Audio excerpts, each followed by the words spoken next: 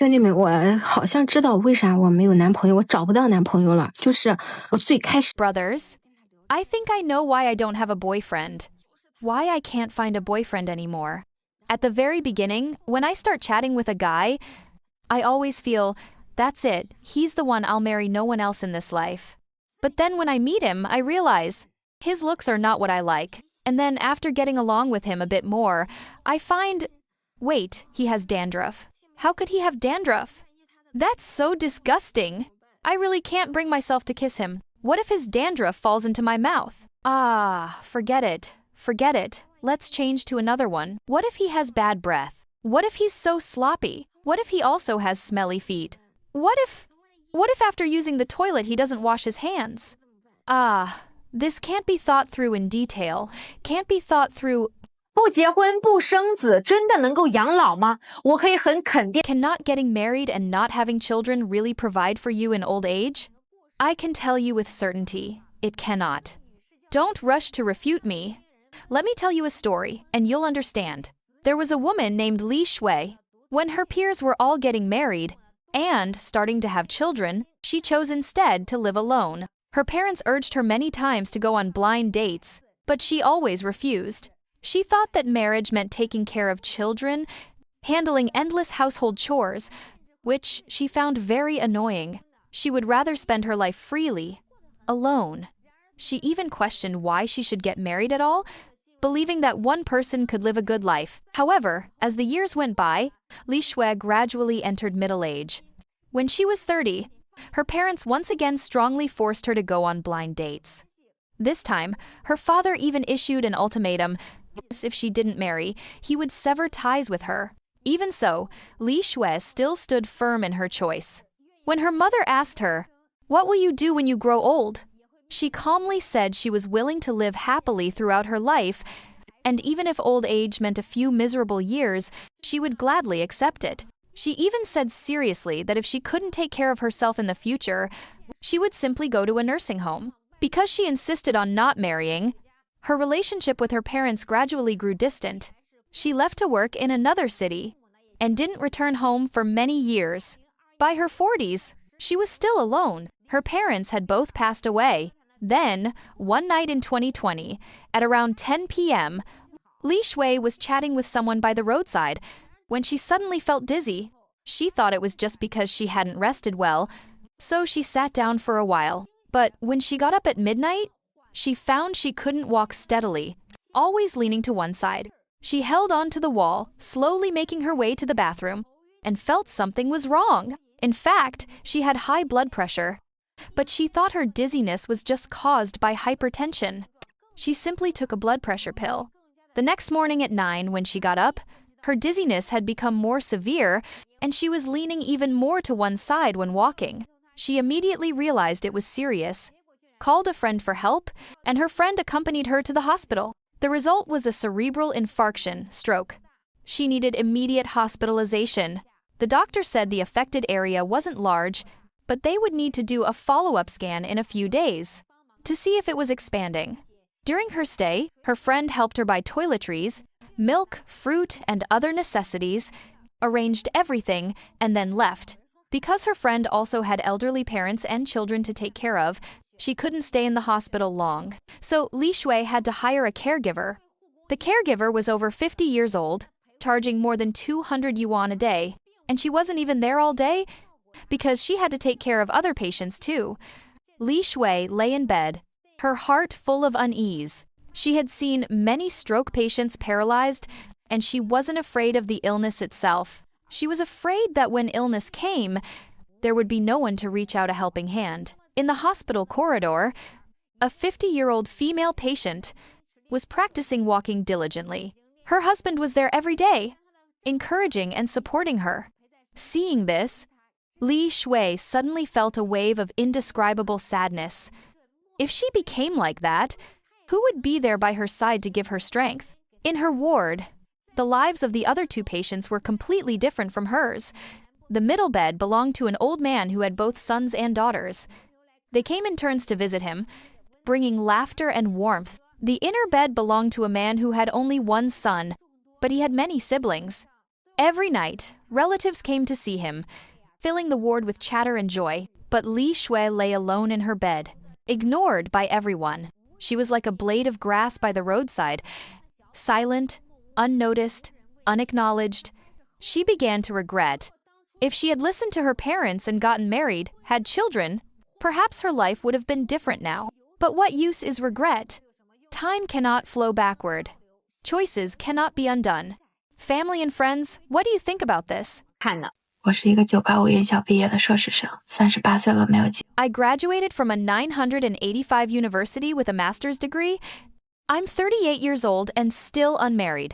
Last August, the company I worked for collapsed. After losing my job, I stayed at home for several months without going out, not knowing whether it was sunny or rainy outside.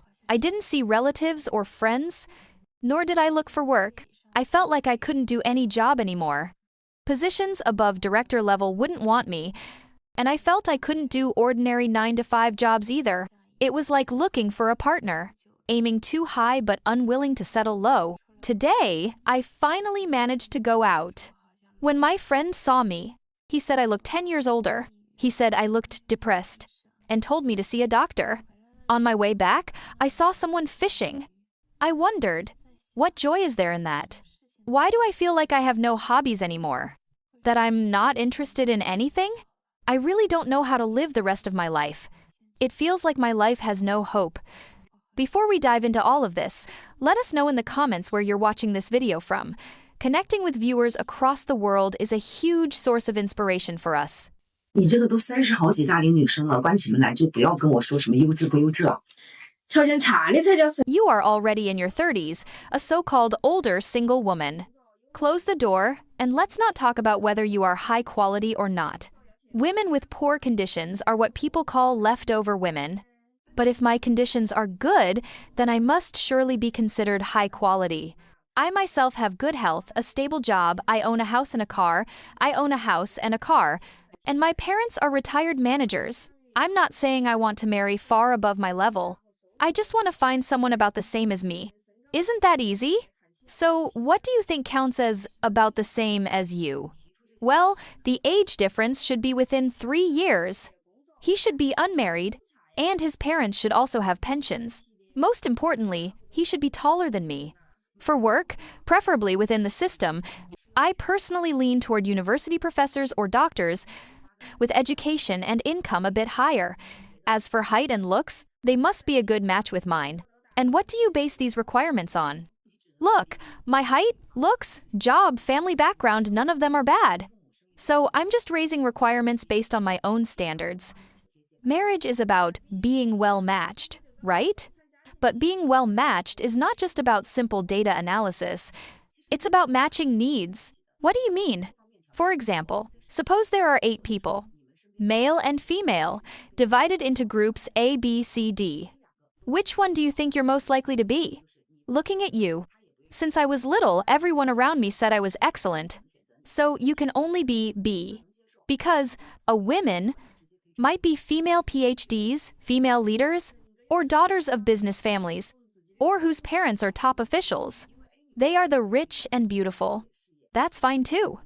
I could just find someone from a wealthy family background, an only child within the system. Wouldn't that be about the same as me? Actually, the two of you are the hardest to get together, because both of you have good conditions. Back in school or early career, you were never short of pursuers, or people trying to introduce matches. So both of you are proud and ambitious. If you get together, you can't tolerate him, and he won't put up with your temper either. Plus, you're already in your 30s.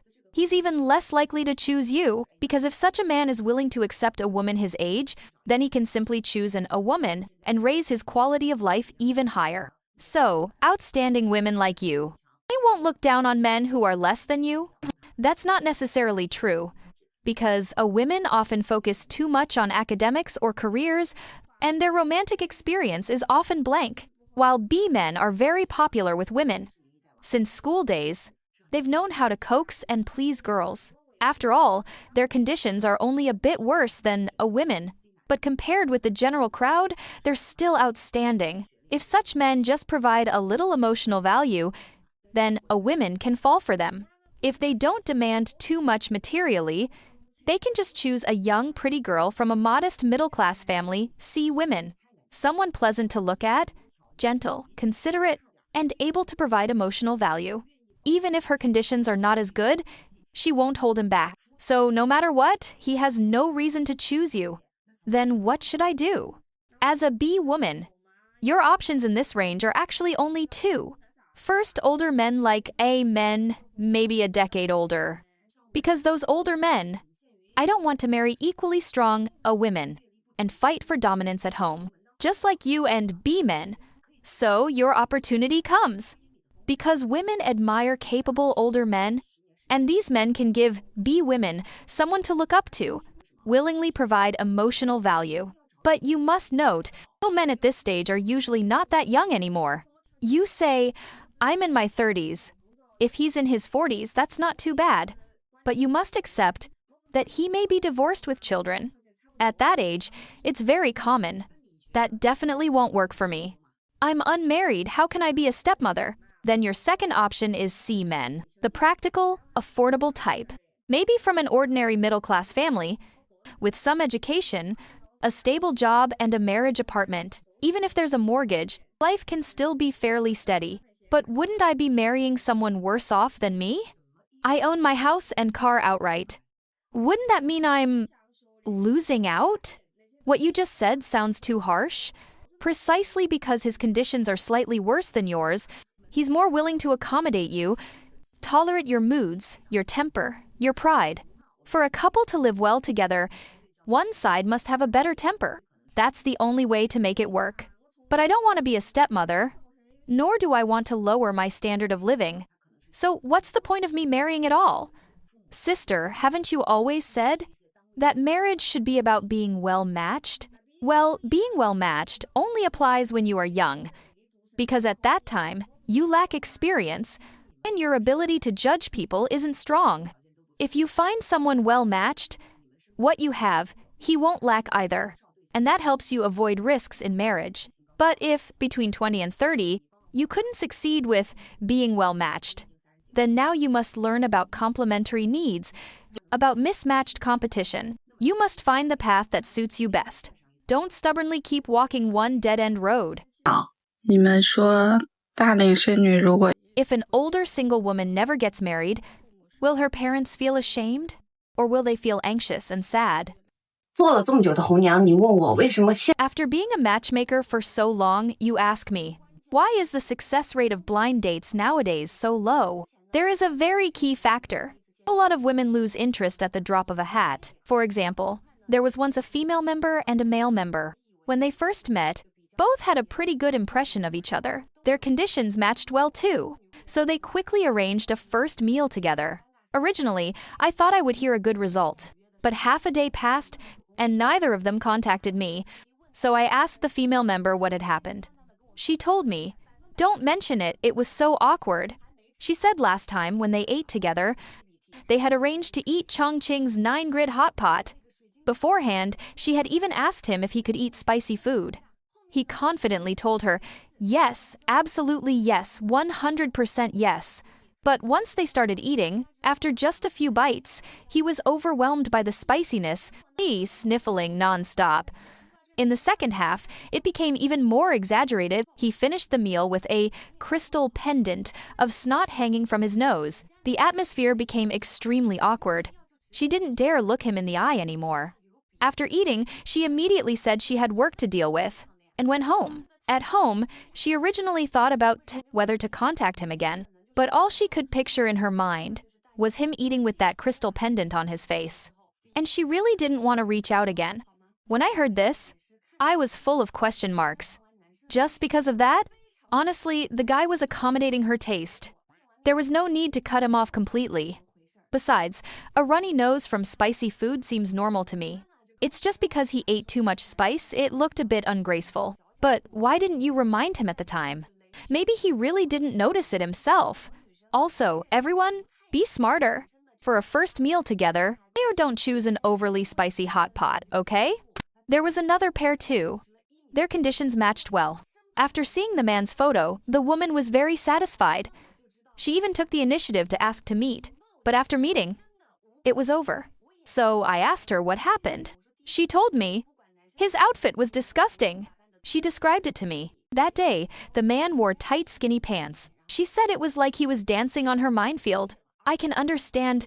A lot of women don't like that kind of outfit on men. But then she also said, just because of those skinny pants, she deliberately kept a 1 meter distance from him, afraid others would think they came together, and it would embarrass her. At that point, I knew this one was done too. Judging people by appearance is really common. I've always told my clients, for a first meeting, whether male or female, you don't need to dress up luxuriously. Just tidy yourself up a little, look neat and clean, and leave a good impression. That's already enough, and it shows respect to each other. It also helps the relationship develop further. But to reject someone completely, just because of an outfit style, that's a little hasty.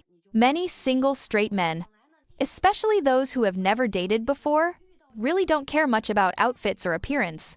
But that doesn't mean their inner qualities are bad. Think about it. If a man has good character and conditions, clothing style is something that can be changed. You really don't need to take it so seriously.